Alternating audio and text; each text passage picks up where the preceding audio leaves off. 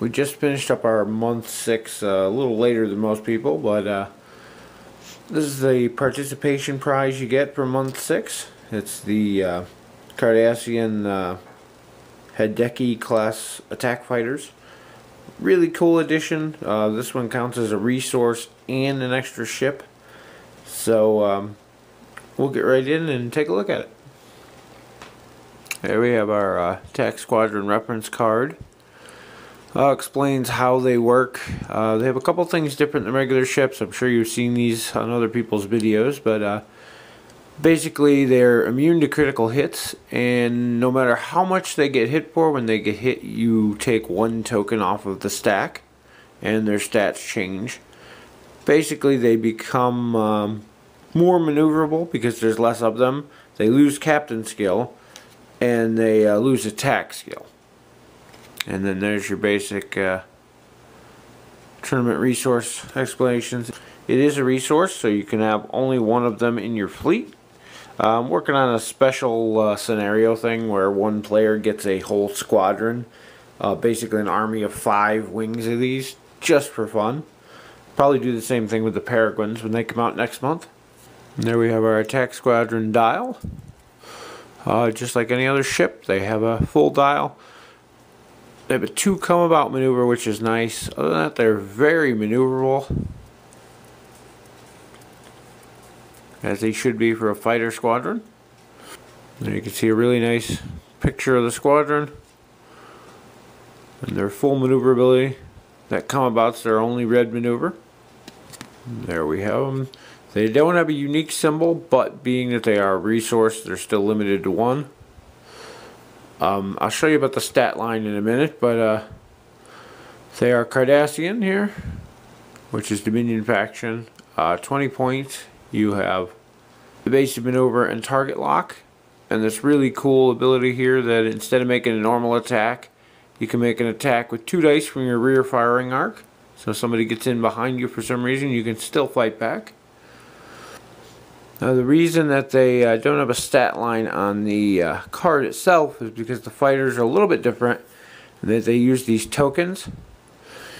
And the way they're going to be during the game, they're going to be stacked up like this. And then this is going to be your stat line. So they start off with a 6 attack, which is nice. No evade, which I think is still wrong for fighter squadron. They still started with at least 1, but these ones have 1 hull and no shield, and a captain skill of 6. And what happens is if you take a successful hit, doesn't matter how many damage you take, they're immune to criticals, and as long as you take at least 1 damage, you're going to pull one of these off, and that's your new stat line. And then if you take another damage, you're going to take 1 off, and so on. When you get to the last one, if you lose your last one, your ship blows up. So since the ships have no captain, they come with these little tokens to put on there just to represent their faction. And their captain skill is completely dependent on which stat line you're currently on. As always, you get an extra peg for them. You have an auxiliary power token, which they can get just like any other ship. There is no critical token because the ship's immune to crits. You have your evasive maneuver, and we have target lock GG. The ships themselves are kind of cool. There's detail on them. They're not painted in detail. Definitely need a wash to bring it out. They have the little clear brackets that hold them in formation. Definitely a neat little addition to the game. I have to wait to see how many people put them backwards, because backwards they almost resemble a Ferengi ship. So it's kind of funny. There we have our base. They left the first 2 stats blank because they change depending on how much damage you've taken. You have your 1 hull, 0 shield, you have your front fire arc, and then the rear fire arc for their special ability. And because there's no named or generic, the other side's the exact same on there. Overall, I think the fighters are an interesting addition to the game. The fact that they take place of your resources, kind of disappointing. I understand that they made them a resource so that you can only use 1, because a squad of 5 of these would be really hard to kill, being that no matter how much you hit them for, they only take 1 damage. So it literally takes 4 or 5 hits to take out one of these ships. No matter how big you're using, you know, barrage of fire or whatever you want to use against them, it's still going to take the same amount of hits. So I realized they limited them for that respect, but it kind of sucks because in a larger battle I would like to see multiples. Maybe a limitation on 1 per 100 points or something like that would have worked, but something you can always house rule at home. I think they're going to be a lot of fun, and again, another great addition to the Dominion.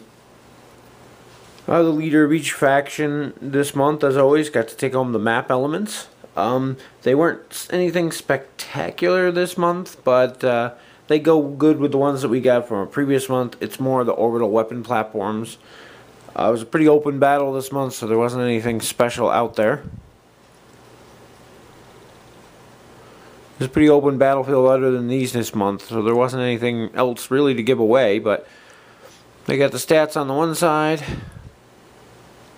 Cool picture of the platform firing on the other side. You get 6 of these. Add them in with the 4 that we got from the previous month, and you can make up some interesting scenarios of your own. Was a little disappointed that it didn't come with a planet Cardassia Prime. That would have been a cool thing to have with the turrets to really represent the end battles of the war. Kind of surprised they didn't go that route for month 6. I was really expecting to have the Battle of Cardassia Prime as the final event, rather than going back to DS9, which wasn't even in the picture at the end of the war. And the final prize for month 5 was the Rav Lacert. I'm sure I pronounced it wrong, but it's a new Breen cruiser. It will be getting its own video here soon. Just to give you a preview, it's the exact same model we had before. New ability. Comes with some new cards. Nothing spectacular, but definitely a nice add-on for the Dominion and for the Breen fans out there. So stay tuned for that video, and I'll see you in there.